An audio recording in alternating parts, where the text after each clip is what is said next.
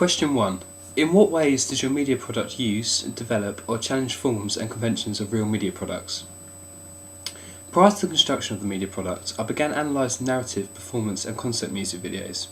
Here I gained the knowledge of the conventions present in each, which is important early on when creating storyboards, deciding locations, casting actors, deciding upon the composition of mise-en-scene, and also giving consideration to the synergy that could transpire across the two other ancillary tasks. I discovered that different genres of music video adhere to different conventions. So for example, hip-hop videos are often set in a club or perhaps a party environment. They feature often scantily clad women, and there's also an emphasis put on branded clothing and wealth. Examples of these video conventions can be seen by artists including 50 Cent, B.I.G. or perhaps T-Pain. And bright lighting is often also used to make the artist seem a bit ageless, which is also used in pop videos, I noticed. Whereas pop music videos can also be quite different. They're quite light-hearted at times. They feature close-ups of predominantly female singers to portray their innocence. They often appeal to a younger audience. The location portrays often like an upbeat or positive good mood, and the storyline is often based around a teenage scenario, such as having a crush, which obviously the audience can relate to. Same with the lyrics in the song. The bright colour also represents the mood. For example, there's an emphasis of this in Kylie Minogue's In Your Eyes video. In R&B music videos, there's a greater focus on a narrative or less time showing a performance, which will tend to just feature close-ups of the artist. There is an emphasis on displaying money positively, and they often feature sort of scenes of alcohol and partying. Women also wear revealing clothing, which supports Laura Mulvey's theory of the male gaze. An example of these include Destiny's Child and Rihanna. The conventions of R&B are quite similar to that of hip-hop, and in some ways sort of similar to dance videos also.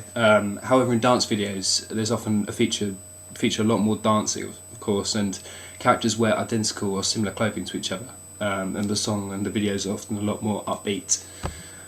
However, as the song I chose fits into Britpop, a 90s subgenre that is equivalent to a blend of present-day rock and indie, it was therefore necessary to research the conventions of this specific genre. These included typically a large mixture of narrative and performance, a direct link between the performance and the narrative, so perhaps a location that the band will end up after performing or during the narrative. The lyrics are not directly followed, but instead of manipulated to perhaps create a story. There's a relaxed feel to the bands, casual clothing and maybe a bit of attitude sometimes. Main focus of the performance video is often on the singer, but there's also a lot of shots of the bands, and this is also across a lot of variety of different shot types and angles that are used. So because Viva Brother essentially mimic early Britpop bands such as Oasis, I decided to look at this band and their previous music videos. I began by looking at Wonderwall by Oasis. The setting is intensified when the drums and viola enter, and this shows a typical feature of the rock genre, because rock music usually starts off relaxed and then sort of kicks in with a beat, and this shows the connection between the music and visuals of the video. The colour throughout the video is quite dull. It's black and white, and presumably gives the audience quite a dull and old feeling perhaps.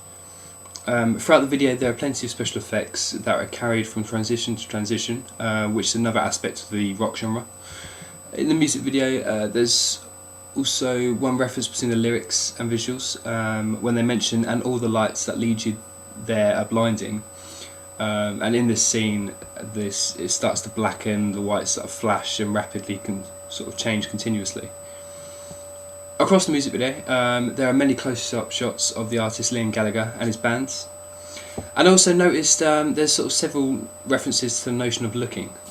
These include the eyeglasses that Noel wears, and this is also an element that singer Lee Noel from Viva Brother has mimicked himself, so this sort of shows a sort of a homage, I suppose.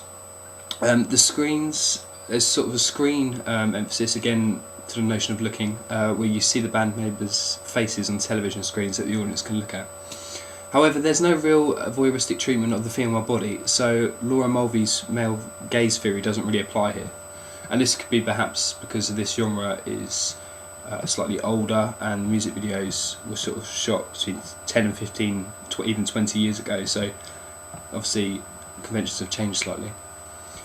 However, in Oasis' video for the master plan, pastiche was an element used, where on the way to meet Noel, the four members recreate the Beatles' classic Abbey Road front cover by walking across single file across a zebra crossing, with Liam leading the way, likening himself to John Lennon, which is his musical icon.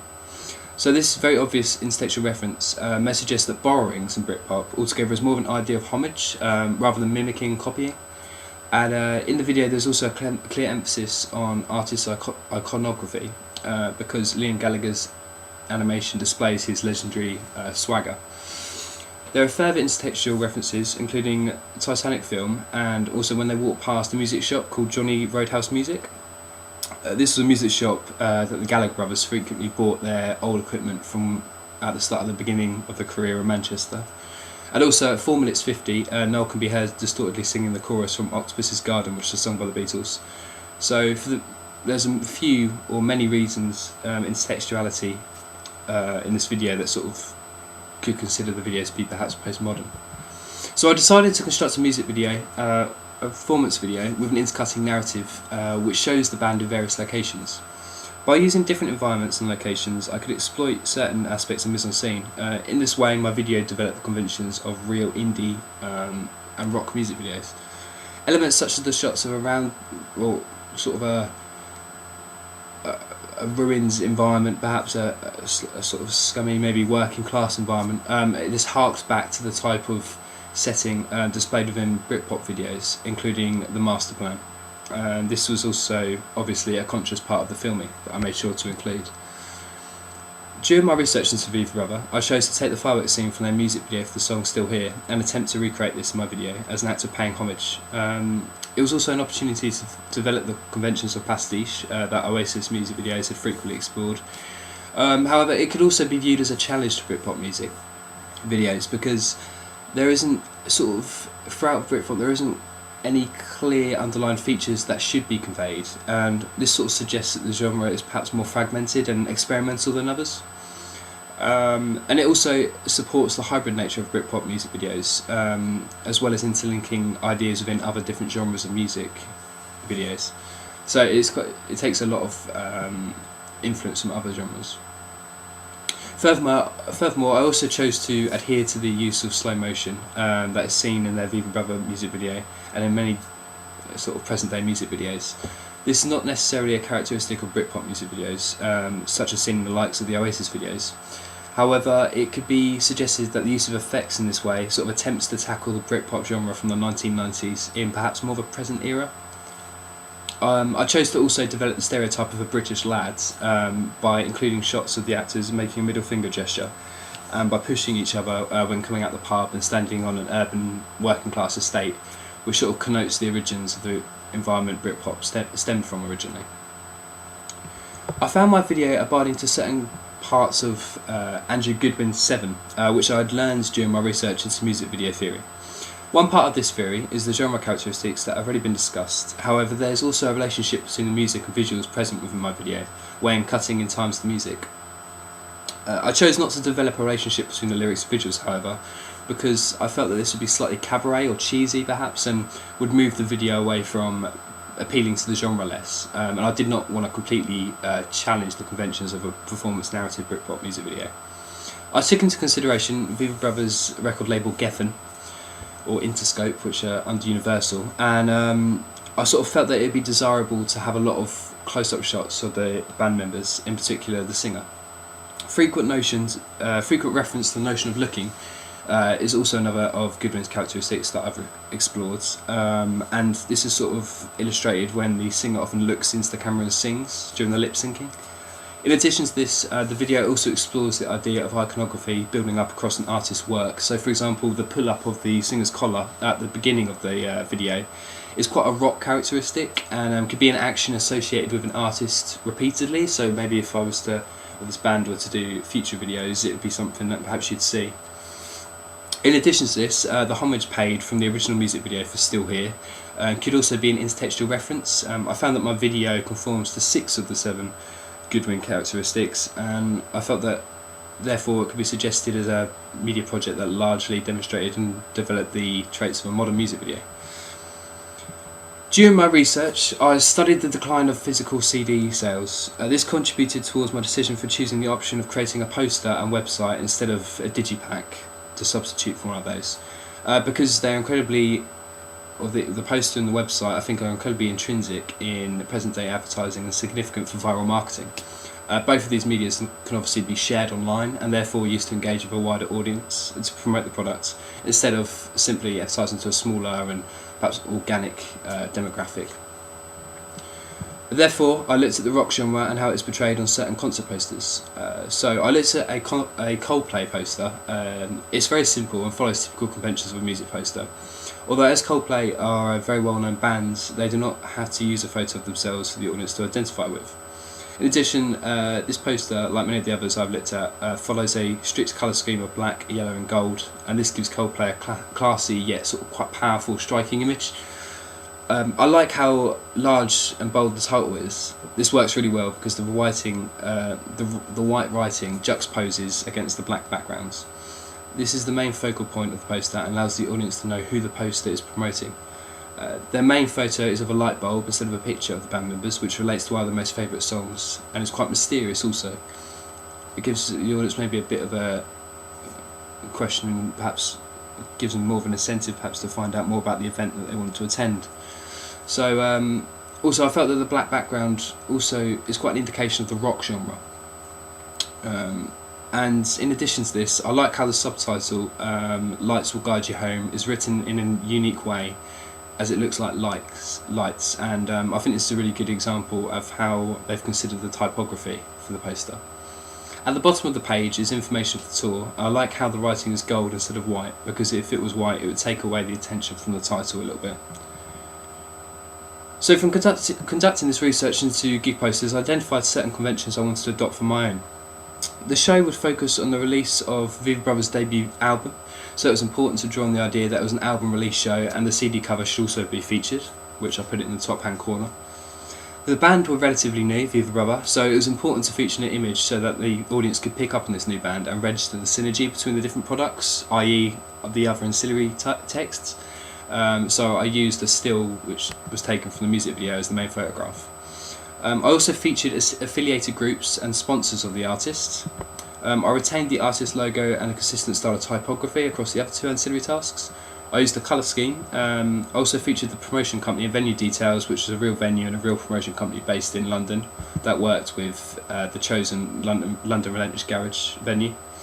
And I also put on all relative ticket information and the door time. Therefore, I chose the London Relentless Garage because of its significance as a venue within London, which is deemed as the central hub of the UK music scene, especially for a combined underground rock market and the mainstream Britpop genre.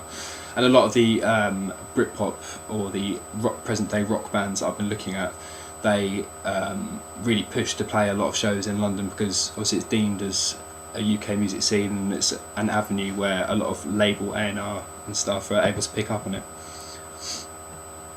So prior to constructing the Wix website, I also researched into present-day band websites to first develop an understanding of the conventions from these products. So I first looked at Stereophonics' website, which featured a homepage, video, discography, tour, video, gallery, media shop and forum page.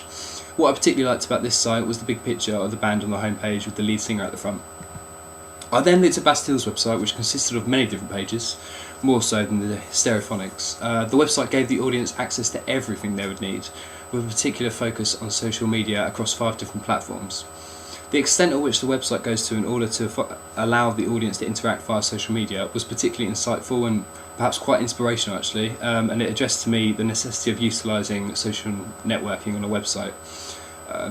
So for example, like the embedded Tumblr feed, which was one of the pages in the Bastille site, was something I had not seen before as a feature page on a band website, and I thought this was really, really cool.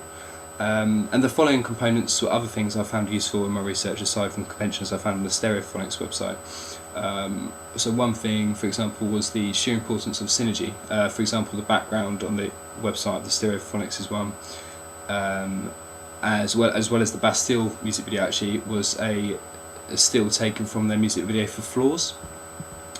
Also a news page I thought was really good, and displaying contact details on the Bastille website was a really, really good way of for a new band such as Viva Brother, for instance. so that the press and sort of all other inquiries would be able to access the band and, you know, be able to get in contact with them, which would be important for a new band. On the Stereophonics website, including a forum page, I felt it was slightly sort of outdated because these have become a little less old-fashioned, but quite old-fashioned now. And I think that like the new forms of social media have come into existence. So Bastille website presented a more modern approach to web design. However, I also looked at Pieces website, which was similar to Bastille in that it incorporated 5 social medias onto the website. Upon clicking on the website, a convention that was effective was the use of a pop-up advertising the recent release of the band's debut album, In Love, which is what it's called. And another convention that was influential was the focus of video as a key marketing tool of the band. And on the homepage of the Piece website was a back catalogue of all the band's previous music videos. So in both cases I noticed really that the newer bands prioritise social media, video and a wider range of merchandise, more so than Stereophonics, who have been together for over 20 years. This was useful research to gather the conventions of a website that was best suited for my predominantly teenage and young adult audience who are part of the social media generation. And I thought they'd be more familiar with this technology over sort of instead of outdated media such as a forum page. I also sort of developed this idea of utilising multiple social media platforms because there was an important, I saw it as a really important marketing tool and a way of building up the brand of Viva Brother. Altogether, I developed the audience theory that was reflected when researching into websites such as Tribes, which explored psychographics. The UK Tribes website was helpful for identifying exactly what tribes existed. And furthermore, this sort of allowed me to identify what tribes may perhaps like Viva Brother.